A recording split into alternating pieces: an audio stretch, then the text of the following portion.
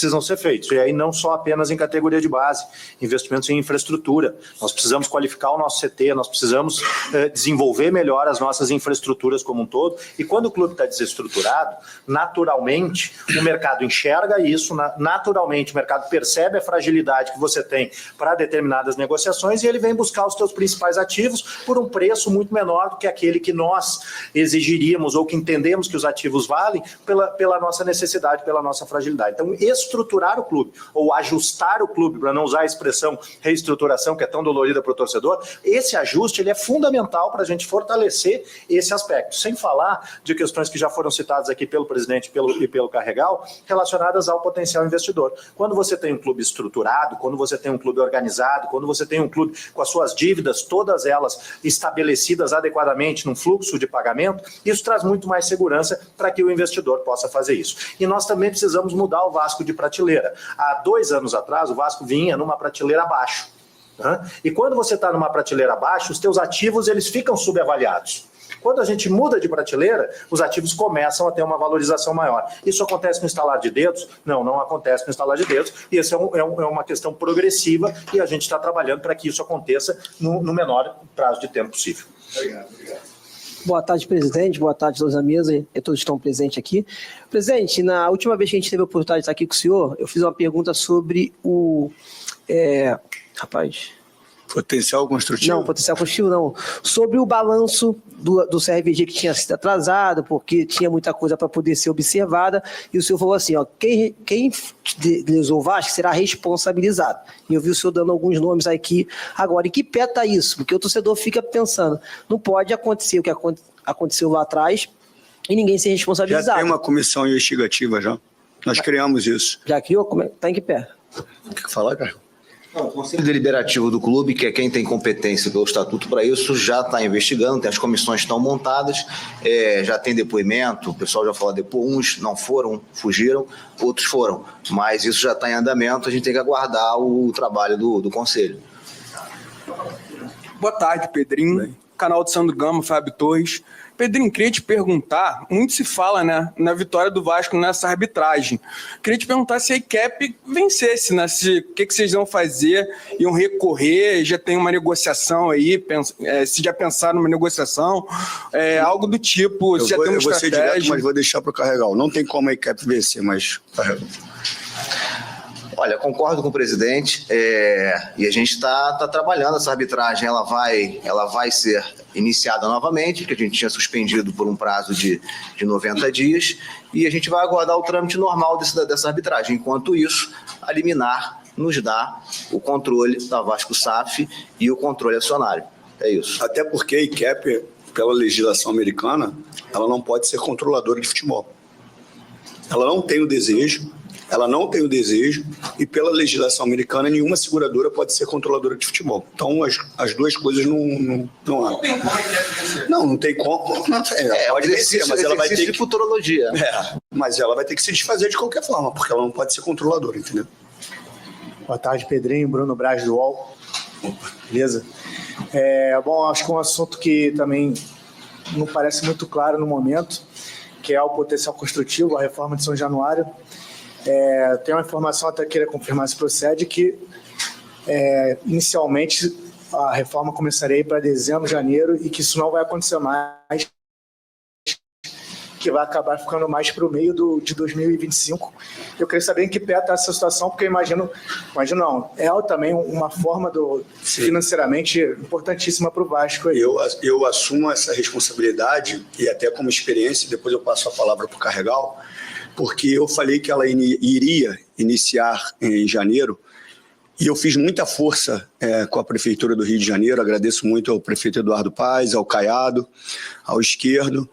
Eu fui muitas vezes na Câmara dos Vereadores, pedi para acelerar diversos processos, para que fizesse logo isso, antes do recesso, por causa da eleição da política pública, porque eu tinha 100% de certeza que a gente estava fechado com um comprador total, se eu não me engano, porque são mais de 300 mil metros quadrados. Então estava tudo muito certo, muito certo. Só que a gente não tinha assinado. e abriram outras oportunidades de outros locais de potencial. E como um negócio, o possível comprador saiu da mesa. E aí eu assumo, porque eu estava muito certo, e estava muito certo mesmo. Só que negócio é negócio, só que não está assinado. Então, por isso que eu falei muito mesmo que a gente iria iniciar no começo do ano. Porque era uma coisa muito concreta, apesar de não ter assinado. Mas serviu como experiência e eu assumo essa responsabilidade de não começar em janeiro. Né? Mas a gente já tem alguns passos e o Carregal vai complementar. Sobre esse assunto, até infelizmente o nosso segundo vice não pode estar presente hoje, o Renato, que é quem está de frente com esse assunto. O que a gente tem hoje, em que pé está isso hoje? Hoje a Prefeitura está terminando de fazer a redação de um decreto para regulamentar a lei. Tá? O nosso time está em contato direto com a Prefeitura e está contribuindo para essa redação. Tá? A estimativa é que esse decreto fique pronto, acredito eu, até o final do mês. Tá? Mas, em paralelo, como a gente depende desse decreto, a gente está trabalhando, a gente está conversando com incorporadoras, já existe carta de intenção assinada. Tá? Inclusive, também a gente já está com consultoria, porque o que vai acontecer? Isso é normal, tá? A incorporadora, o fluxo de pagamento da incorporadora, ele não vai casar com o nosso fluxo de obra. A incorporadora que vai adquirir esse potencial vai startar uma obra na Barra e esse pagamento não vai ser compatível na linha do tempo com a nossa reforma aqui. Então, a gente está estruturando uma solução financeira e jurídica, pensamos até num fundo, enfim, mas isso ainda está sendo conversado com assessores, para, em paralelo ao tempo que está sendo gasto com esse decreto, a gente caminhar com o que a gente pode caminhar enquanto não tem o decreto. Só para complementar, essas minutas que já têm sido trocadas por 100 mil metros quadrados, mais ou menos, né? 100 mil metros quadrados, mais ou menos um terço do potencial. E com relação a essa última fala do Carregal sobre não casar com o possível, o comprador que foi embora, o empreendimento dele seria de mobiliário. E o projeto de vendas dos apartamentos seria em 2028. Só que a gente iria iniciar a obra em janeiro. Então, a gente teria que fazer um mecanismo aí financeiro para poder iniciar a obra, porque não tem como, se ele iniciou a venda dos apartamentos, dele me pagar aqui. Então, tem esse detalhe de encaixar. Boa tarde, Pedrinho. Boa tarde a todos. Matheus Guimarães do Lance. Eu queria insistir um pouco na pergunta do colega, diante desses nomes citados, Vitor Roma, Jorge Salgado, enfim, Luiz Melo. Vocês poderiam dar mais detalhes sobre o que eles fizeram? Pegaram dinheiro emprestado com o clube ou com a SAF? O Conselho de Investigação vai falar para a gente o que aconteceu. A gente só precisa entender o mecanismo da venda. Só isso. A gente não pregou transparência, não foi isso que eu preguei? Então, a gente precisa entender o que aconteceu. Se não aconteceu nada, ótimo, que é o que a gente espera, que não tenha acontecido nada. Se não aconteceu, eles vão ter que prestar conta. Tudo bem, Pedrinho? Tudo bem. Vou voltar a um assunto que vocês falaram bastante no início da coletiva, que é em relação à SAF, só para a gente tirar algumas dúvidas que para mim ficaram. A gente ouviu muita coisa durante esses dias, então uma delas vocês falaram muito sobre ter investidores nesse momento. A sensação que ficou é que proposta exatamente na mesa ainda não tem, que vocês estão conversando com investidores, enfim, se é um pouco disso.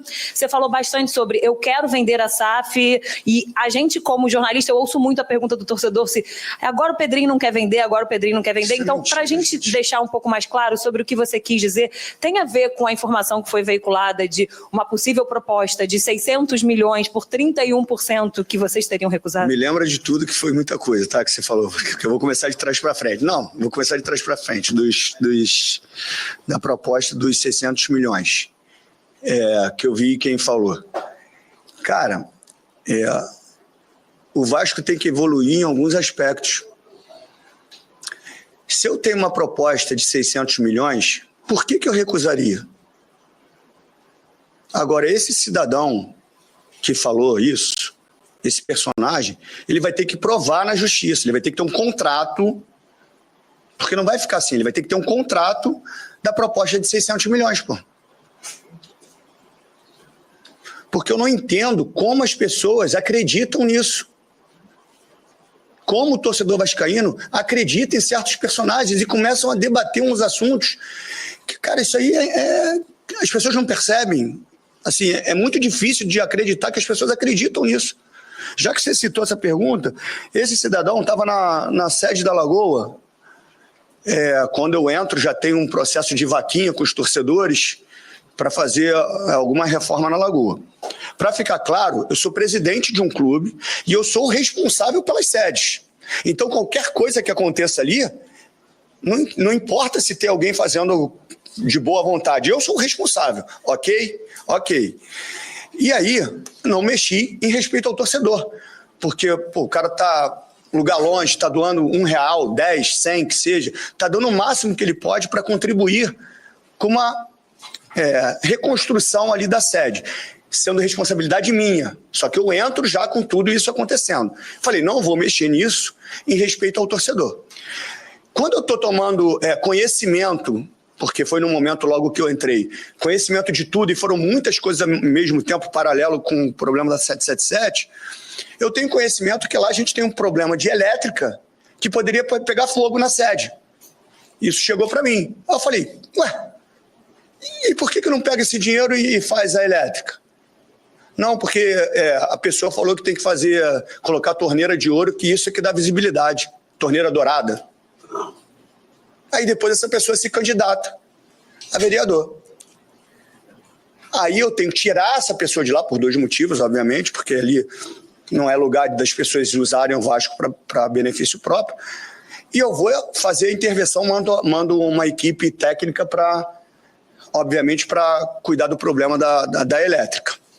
Paralelo a isso, eu descubro que a sede da Lagoa não tinha seguro, sendo que a gente tem ali quase 12 milhões avaliados nos barcos, porque os gestores antigos não pagavam.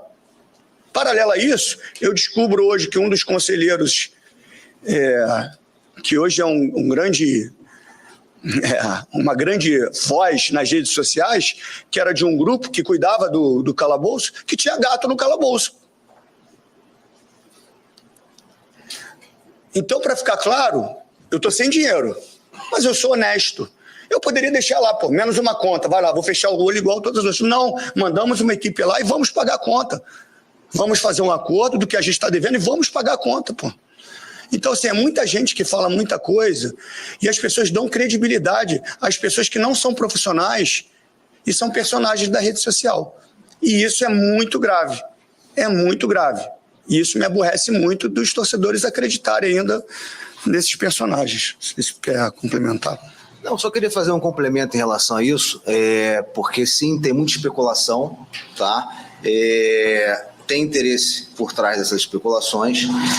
Não, só para deixar claro, Lina. Não, desculpa, não, vai. Dos 600 milhões é mentira. É mentira, não existe isso. Nunca existiu. Vai ter que mostrar o documento com 600 milhões. Mas tu tinha feito umas 2 perguntas antes, eu acho. Era uma só que era em relação a... Era uma só, que era em relação a não ter, de fato, proposta na mesa nesse momento. Não existe proposta de um investidor. Existe. Porque quando a gente fala que a gente está conversando com o investidor, as pessoas estão conversando com o investidor, já está comprando. Não, esse momento de NDA, eles estão tendo conhecimento do que é a situação do clube. Financeira, estrutura, dívida, orçamento, entendeu? Eles estão tendo conhecimento disso. O que vai acontecer depois disso, eu nem sei se nas primeiras conversas a gente mata tudo. Então, quando você matar todo esse processo, ele provavelmente, ou eles provavelmente levam para uma equipe para fazer toda a avaliação desse processo do Vasco, e aí ver se vale o segundo passo. Como já tiveram, a gente já passou conversando com um, e foi embora, e vocês nem souberam. E não foram embora por qualquer, como eu já falei, por qualquer empecilho, não, porque viram a situação e foram embora, simplesmente por isso. O que eu estava dizendo porque é normal ter esse tipo de especulação, mas eu queria até pedir para vocês isso. As pessoas são livres para se manifestar em rede social. O que eu peço para vocês é só para, antes de dar espaço para qualquer tipo de especulação, que nos consulte. Por quê? Porque existe um processo, existe um escritório de advocacia contratado como advisor para fazer esse procedimento. Então, a informação oficial ela tem que passar por aqui. E que eu peço para vocês isso, é não abrir espaço sem minimamente nos dar a possibilidade, antes da divulgação, de dizer, olha, isso é mentira, porque o que foi divulgado é mentira. É completamente mentiroso. Não faz nem sentido. Outro dia saiu que o BTG teria oferecido 150 milhões pela parte da ECAP. Aí veio uma notícia que a gente teria recusado uma proposta de 600. Ou seja, está absolutamente uma proposta que não tem nem lógica do ponto de vista financeiro. Mas o que mais me deixa chateado nisso é que são pessoas que querem me atingir, não sei o que é, mas, pô, deixa o torcedor do Vasco, porque quando fala que tem uma proposta de 600 milhões, cara, a cabeça do torcedor vai lá, pô, vai lá em Barcelona, pô, entendeu? Pra trazer o Vitor Roque. Aí, pô, cara, mexe comigo, não mexe com a torcida, porra. Aí você tá mexendo com o coração do torcedor, o torcedor fica chateado, fica bravo, aí já vem aqui pro jogo chateado, já vem chateado comigo por uma mentira, pô. Se for verdade, me cobre do que for verdade, pô. Pedrinho, não gostamos da sua janela, ok, porra. Ok, eu assumo, como assumi a questão do potencial construtivo, que não foi um erro, era verdade, estava tudo acertado, mas deu para trás. Mas quem mandou eu falar? Espera estar assinado, pô. Eu assumo isso, aprendi, só falo quando tiver assinado, pô. Então, assim, é só ter um pouco mais de responsabilidade, cara. Assim, e as pessoas realmente valorizarem a quem fala a verdade mesmo, a quem está ali querendo o bem do Vasco de verdade e não se promover. O Vasco vem passando nos últimos 10 anos uma situação onde se contrata jogadores que não conseguem entregar em campo. É claro que tem uma exceção ou outra, mas esse departamento foi extremamente massacrado e muitas vezes com razão, visto os resultados dentro de campo. Algumas mudanças aconteceram depois que você entrou, mas eu ainda queria saber, desse primeiro ponto, se há alguma possibilidade de investimento alto. Tem 2 exemplos claros aí dentro do Campeonato Brasileiro, Botafogo e Fortaleza, que fazem isso muito bem e que não só por isso estão no momento esportivo que estão. Então eu queria saber sobre o Vasco. Guarda essa aí, senão vou esquecer a outra. Deixa eu responder deixa na tua cabeça. Deixa eu responder essa, então. Responde, então. A questão do scout, a gente já fez algumas mudanças e a gente começa a entregar ali um perfil em diagnóstico de atletas que a gente entende do que sirva para o Vasco. Tem um ponto do que serve para o modelo de jogo do treinador e o que serve para o Vasco. Se os dois casarem, ótimo. Eu não posso fazer uma vontade de um treinador A, B ou C, sendo que eu sei que aquele jogador ele só joga com aquele jeito ali e depois o treinador vai embora e o jogador fica ali e não serve. Qual foi a continuidade da pergunta? É que eu falei sobre o Botafogo e Fortaleza. Ah, tá. O Fortaleza é um ótimo exemplo, porque ele tem a metade do valor da nossa folha salarial. Inclusive, eu tive com o Marcelo Paz, se eu não me engano, a folha do Fortaleza é de 8 milhões. E ele foi muito assertivo nas contratações. E aí parte também da nossa comunicação alinhado com o scout. Por quê? Eu dou sempre o exemplo, já dei lá atrás e vou repetir esse exemplo. Você lembra quando o Bruno Guimarães foi ele saiu do Audax e foi para o Atlético Paranaense, certo? Agora você imagina se eu trago um jogador do Audax e apresento aqui. Como vocês avaliariam e a torcida avaliaria? Pô, jogador do Audax, pô, não é isso? No momento, sim. No momento, sim, né? Pô, jogador do Audax, não sei o que. Tá. Então, assim, o que a gente precisa entender é que a gente tem que mostrar a capacidade de ser certeiro, mas nem sempre o ser certeiro é o cara de nome. Por isso que tem muito mérito que o Fortaleza fez com Moisés, com outros jogadores. Foi muito certeiro. O que a gente passa para o mercado, por análise de mercado, é isso. Característica, que eu digo perfil de atleta, modelo de atleta, né? Física, tal, técnica, e, obviamente, a prateleira de mercado. Que ali a gente precisa ser certeiro, porque provavelmente não vai ser um jogador com um nome à altura, mas ele tem que responder tecnicamente. E eu acho que a gente deixou a desejar nessa janela, que a gente poderia ter agido melhor. Apesar de, não falando do Jean e do Max não, tá? Em outros pontos. Eu acho que o Jean e o Max são bons jogadores e vão dar resposta.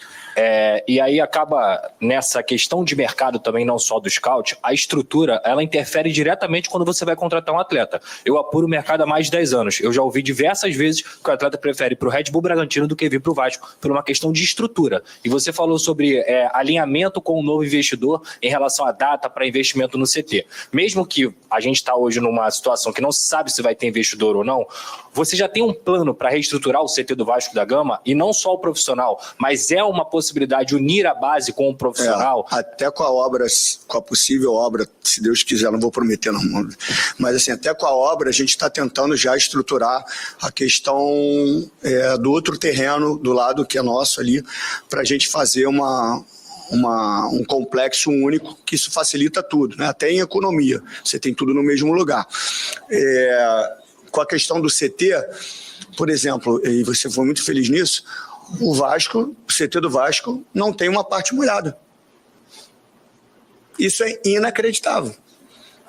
Então, assim, mesmo sem investidor, o Thiago, que está ali fora, que trabalha com a nossa equipe, já está levando pessoas lá para que a gente possa, se tudo der certo, iniciar um processo de fazer a parte molhada dentro do centro de treinamento para a próxima temporada. Então, assim, o que você falou, o jogador hoje ele prefere ir para um lugar que ele tem estrutura e, de repente, o clube não é grande, é um clube muito inferior ao do Vasco, mas ele prefere isso, estrutura e salário em dia.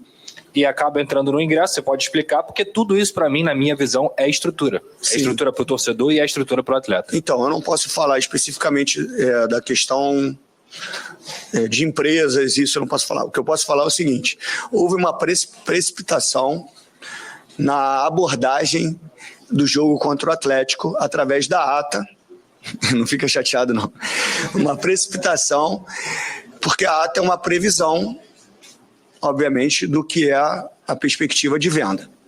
E aí foi divulgado que a gente botou 12 mil ingressos à venda.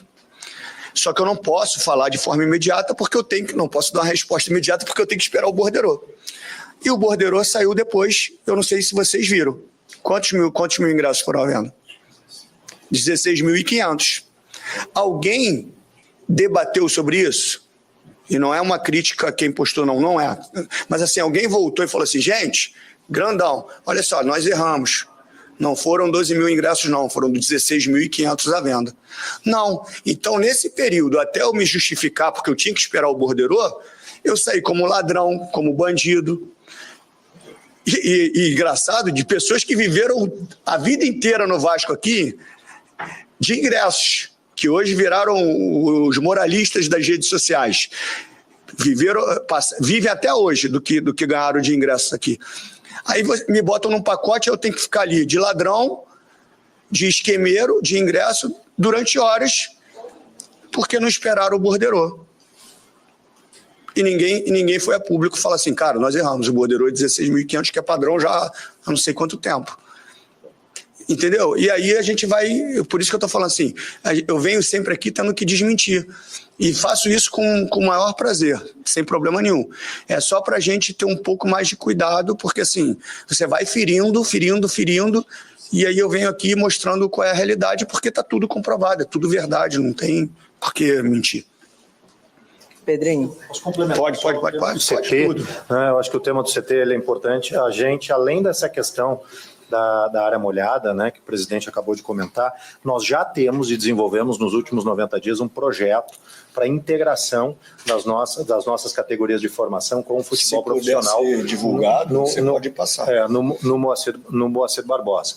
Então, nós já temos um projeto hoje estruturado para isso, tá? E pretendemos, ao longo do próximo ano, mesmo dentro do processo de ajuste de gestão e ajuste de finanças que nós estamos fazendo agora, concentrar investimentos para que a gente possa unificar o nosso centro de treinamento, tanto o profissional quanto as categorias de formação, leia-se categoria sub-14 até o sub-20, tá? Porque isso a gente vai ter uma racionalização na nossa infraestrutura, nós vamos ter uma qualificação da nossa infraestrutura e mais do que isso, nós vamos ter uma melhoria de performance, de formação e promoção dos nossos atletas das categorias de base para o futebol profissional pela integração de atividades que a gente vai ter. Era só isso que eu queria falar. Não, tá ótimo, complementa sempre. Outra coisa sobre a questão do ingresso, e eu falo sempre que assim, as pessoas estão incomodadas porque quando o Vasco andar, eu não vim para deixar nenhum legado, tá? Assim, vai deixar legado. Não vim para isso. Só que como essa palavra é muito repetitiva, o meu maior legado vai ser não aceitar nenhum sacana nessa cadeira. Esse vai ser o maior legado que eu vou deixar. No tanto que nenhuma gestão com relação aos cambistas, que parece que nesse episódio eu criei o cambista. A única gestão que chamou o Ministério Público para dentro de São Januário para investigar a questão do cambista fui eu. Então o Ministério Público está investigando. Então só para ficar claro que assim, não tem como fazer algumas insinuações numa gestão que veio aqui para tentar começar a arrumar a casa. Pedrinho, Bruna Delto da Casa TV. Vou fazer 2 perguntas em relação a coisas que você falou aqui hoje. A primeira é, você repetiu muitas vezes o quanto te dói não poder acelerar esse processo, acelerar essa reestruturação. Você que sempre foi um ídolo do clube... Vai lá, tira só o flash aí. Você que sempre foi um ídolo do clube, tá nessa posição de presidente e receber muita crítica, receber muitas cobranças, né? Quanto que te dói e como é que você lida com isso tudo que está acontecendo na posição que você está hoje? Então, desculpa. Me dói porque eu sou torcedor como todos vascaínos, né? Então isso me machuca e eu sei exatamente o que o torcedor está sentindo. Por isso que eu não vou pedir paciência para o torcedor, porque eu não tenho paciência. Então assim, eu vou pedir paciência, nós estamos reestruturando, tenham paciência aí. Não, cara, não precisa ter paciência, eu entendo perfeitamente. Só que assim, o que tiver que ser feito para reestruturar vai ter que ser feito. Com relação às críticas, foi bom você falar, porque também acho que alguém vai perguntar, obviamente, da questão das redes sociais. Para deixar claro, eu passo o dia, obviamente, trabalhando e trabalhando muito para fazer o que eu tenho que fazer. E na hora de deitar, obviamente, eu pego o telefone para olhar coisas esportivas, ver o mercado, olhar os outros times, fazer uma avaliação e olho as minhas redes sociais de forma natural. E eu não vou normalizar, mesmo indo contramão, mesmo indo na contramão, e aconteceu isso na televisão, quando eu comecei a fazer alguns comentários, eu recebi muita resistência, porque eu fugi o padrão do que era o comentário. Não quer dizer que eu estava certo não, tá? Eu só não era daquele padrão normal. Eu cheguei com outro padrão, tá? E isso teve uma rejeição. A questão da rede social, a sociedade criou uma regra que as pessoas públicas ou cargos públicos, elas podem e devem escutar qualquer coisa ou ler e seriam obrigadas a ficar quietas. E eu tenho certeza que vocês já sofreram isso. Teve aquele episódio com você, e se você sofreu ameaça, se você sofreu xingamento, sabe, agressivo, cara, me desculpe, você tem o direito de fazer o que você quiser. Se você não fez, você que está errado. Não são as pessoas que estão certas. Se todos os presidentes passam por isso, o errado é quem vai lá e ofende. Eu recebi ofensas, porque depois que as pessoas têm restrição à minha rede, elas vão lá e falam assim, não fiz nada. Eu vou falar sobre as páginas também. Eu não fiz nada. Eu só pedi para o Pedrinho vender a SAF. Pô, então vamos lá. Eu recebi... Será que o velho do teu pai lá em cima, no inferno, tá com orgulho de você? Isso foi uma das que eu recebi. Pode botar pia aí. Filha da puta, safado, ladrão. Cara, me desculpe. Ah, você é presidente, senão você não fosse presidente, vai ter outro cargo. Não, cara. A pessoa entrega o que ela tem para entregar. Violência. Eu entrego para ela o que eu tenho para entregar. Silêncio. Eu não sou obrigado. Me desculpe, eu não vou entrar nesse padrão da gente normalizar isso, está errado. E se vocês sofrem a mesma coisa, vocês estão errados de aceitar isso, cara. Vocês estão errados. Eu vou botar uma coisa aqui e vou levar em público isso, porque isso foi de uma... Isso vai ser processado também, já falei com o Carregal, que é uma coisa muito, muito grave. Muito grave. Vamos lá. Isso é um cidadão que ele fala assim... Tá? O nome dele isso é grupo, tá? Isso é grupo. O nome dele é Júlio Martins, código 31-9732-1800. A torcida tem que ir na porta do CT na quinta-feira e meter uma faca no pescoço do Podrinho. Então... Eu vou normalizar isso? Não vou. Mas peço desculpas a todos os que foram bloqueados, que não foram dessa forma, mas que de repente foi no embalo ali, que não foram agressivos. Eu peço desculpas se alguém se sentiu, obviamente, ofendido por eu silenciar. E com relação às páginas, para ficar bem claro, eu vou ser bem curto e direto. Nenhuma das páginas que foram bloqueadas, elas foram bloqueadas por críticas. No tanto que tem diversas outras páginas aí que foram bloqueadas, que fazem críticas e não foram bloqueadas. São por outros critérios, que eu não vou entrar no mérito. mas não foi por crítica. Mesmo assim, humildemente, eu venho pedir desculpa a todas as páginas que se tiverem o desejo de terem um acesso novamente às minhas redes sociais, fale com o Vinícius, com a Patrícia, que a gente faz a liberação normalmente. Mas só a questão que eu não vou normalizar nenhum tipo de violência. E mais um adendo, após o jogo do Atlético Mineiro, um membro da minha família recebeu milhares de ligações e, como não atendeu, começou a escrever. Ela, muito assustada, foi bloquear e denunciar no Zap. E quando denuncia, eu não sabia disso, a conversa some. Só que o telefone está aqui, que também está sendo investigado. Então, assim, mexeram com a minha família, mexeram com a honra do meu pai, mexeram com a minha honra, mexeram com a minha honestidade. E isso, me desculpe, cara, isso eu não vou normalizar. E nem vocês deveriam normalizar se acontecer com vocês, tá? Só para pegar o gancho da tua pergunta. Mas era aí mesmo que eu queria chegar. E a outra pergunta é sobre você falar que não estava querendo falar tanto aqui com a imprensa para preservar os jogadores e não atrapalhar na atuação deles dentro de campo. O quanto você acha que tudo isso que acontece com o Vasco realmente influencia e como é que são as suas conversas com os jogadores? Então, porque são assuntos muito delicados, né? Quando a gente fala de SAF, de novo investidor, eles ficam, obviamente, curiosos, né? Para saber o que vai acontecer com o clube, qual é o destino do clube. E isso mexe com eles. Então, assim, a minha preocupação é sempre o campo. Eu sempre falei isso para minha gestão, cara. Olha só, eu me preocupo com o campo. Tá? Me preocupo com os atletas. Então, como são assuntos sempre muito polêmicos, como é hoje, né, assuntos delicados, se eu estou num momento assim, que eu botei isso lá atrás, quando a gente perdeu para o Flamengo, que a gente teve aquela derrota, foi a primeira conversa com eles. Primeiro foi a apresentação lá, depois foi essa conversa no dia seguinte do Vasco e Flamengo. O que eu falei para eles foi o seguinte, que era muito difícil, eu nem sei se a gente estava na zona de rebaixamento naquele momento. Tava, não? Não tava, né? Eu falei para eles assim, é muito difícil falar o que eu vou falar para vocês agora e vocês não vão acreditar nisso. Eu falei para eles, vocês não vão acreditar nisso. Mas nós vamos brigar por uma vaga na Libertadores. Desde que vocês mudem a mentalidade de vocês. Porque até a forma do contrato coloca vocês para baixo, com cláusulas de bônus se a gente não cair. Porra, é claro que o pensamento do cara é inferior.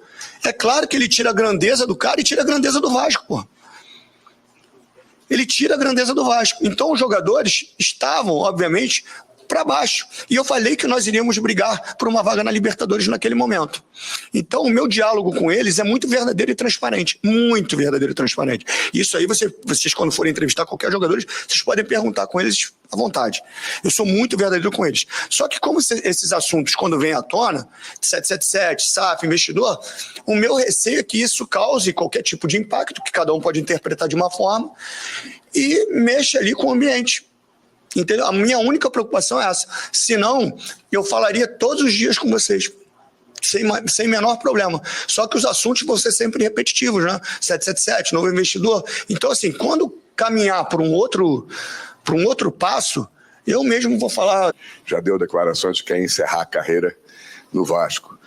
E eu tive informações de que ele poderia estar insatisfeito com o salário dele e por isso o Vasco estaria disposto, em reconhecimento a tudo que ele representa hoje, fazer um ajuste no contrato dele que vai até o final do ano que vem, até para prorrogar depois o contrato. Queria que você falasse sobre essa situação. A outra sobre o Felipe Coutinho. Foi um investimento muito grande que vocês fizeram, difícil na situação atual do Vasco, e infelizmente por lesões o jogador não conseguiu ainda entregar aquilo que se espera dele. Ele tem empréstimo até o meio do ano que vem.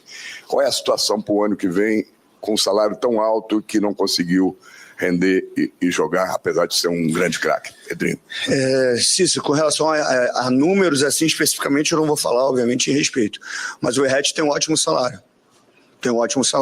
E ele tem contrato com um gatilho até 2026. E é lógico que se eu puder melhorar o salário dele, eu vou melhorar. Sem causar danos financeiros ao clube, é lógico que eu vou melhorar. O que tem que ficar claro é que eu não vou melhorar e diminuir salário de ninguém por desempenho. Se eu tenho contrato, se o jogador tem contrato até 2030 e ele joga bem e pede aumento, aí se jogar mal eu posso diminuir? Então, assim, eu não posso ferir o clube. Eu tenho um carinho enorme pro Verratti. E a minha intenção é melhorar as condições do salário dele. A minha intenção é essa. E vou fazer todo o esforço para isso.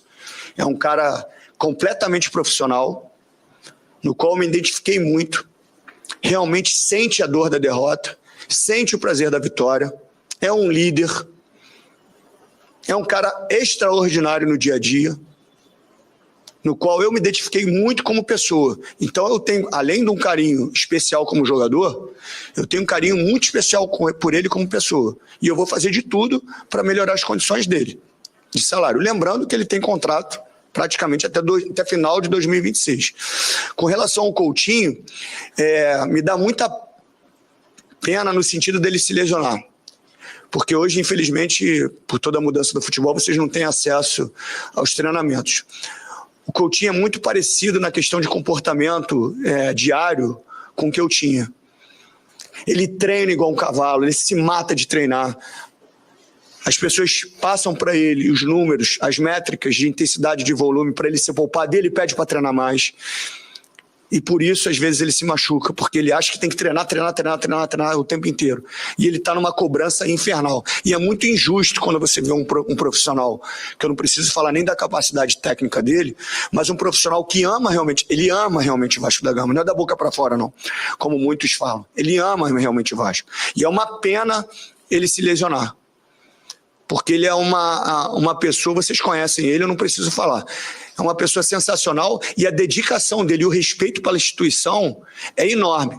E o meu desejo é que ele relaxe um pouquinho. Eu falei para ele, cara, eu estou me vendo em você. Relaxa. Relaxa.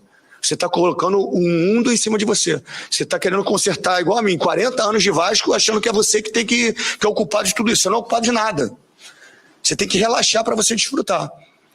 Então, assim, eu acho que é uma pena ele ter tido problemas assim no início. Era até normal também, por causa que o mundo árabe, a exigência é menor, mas a gente espera que ele tenha uma sequência positiva agora. Obrigado.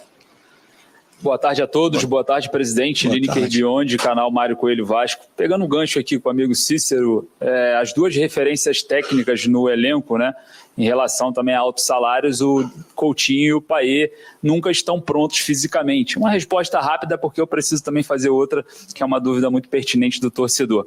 Qual é o nível de satisfação da diretoria do Vasco, ou na hierarquia de quem está acima do Paiva, com quem trabalha e recebe para prepará-los? Eles nunca estão prontos fisicamente. Mas nunca estão prontos em que sentido? Só para entender. Fisicamente, físico, mas de rendimento, de peso, de intensidade, problemas. Cara, a gente está falando de um jogador, o Payet tem o quê? 37? Isso. A gente está falando de um jogador de 37. O Coutinho tem 32. Todo o trabalho que foi feito e que é feito pelo Daniel Félix é um trabalho muito forte. No tanto que quando a gente tem aquele nível de jogo contra o Bahia no primeiro tempo, a parte física não é questionada. Queria te perguntar se tem alguma novidade. A gente sabe que o Vasco fez uma extensão do contrato junto à Capa, teve a informação de que a Puma procurou, tem a informação da Nike também. Existe uma meta do clube fechar isso, seja uma extensão com a Capa em definitivo ou com um novo fornecedor de material para daqui para o meio do ano? Tem alguma coisa encaminhada já nesse sentido? Bom, então vamos lá, já que é comigo. O primeiro ponto importante da gente colocar aqui quando nós tivemos o advento da medida liminar e houve, então, o início desse processo de gestão liderado pelo presidente Pedrinho, nós nos deparamos com uma situação que é absolutamente inusitada no futebol, tá? Que é nós estarmos na metade do ano de 2024, termos um contrato de fornecimento de material esportivo que termina em 31 de dezembro de 24 e não haver ainda uma negociação para ou extensão desse contrato ou um novo fornecedor. As fábricas precisam, via de regra, de um ano e meio, né, de antecedência para programar as suas produções. Então, nós nos encontramos naquele momento numa situação bastante sensível e bastante frágil. Tá? Com base nisso, tivemos várias marcas, né, globais com interesse no Vasco. a potencialidade do Vasco, a força do Vasco é algo para quem chega de fora, para se juntar a esse time e entrar nesse processo de gestão é realmente impressionante. Né? Então, a magnitude e a potencialidade que nós temos. Então, nós tivemos várias marcas interessadas. Nós entendemos que, nesse momento, era prudente que nós fizéssemos aí uma extensão do contrato da Capa ao longo do ano de 2025. Então, a Capa ficará conosco até 31 de dezembro de 2025 por uma questão de segurança de abastecimento também, para que a gente não corra o risco de um clube da grandeza do Vasco ter um desabastecimento de material desportivo ao longo de uma temporada, como a temporada do próximo ano. E aí sim, em 2026, nós teremos ou uma nova extensão do contrato da Capa, ou um novo fornecedor de material esportivo. Estamos trabalhando intensamente para isso, com a antecedência que o tema requer, porque a gente precisa fazer isso com uma programação, com bastante antecedência, para que a gente não tenha problema ali na frente e tenha, inclusive, êxito nesse processo de transição.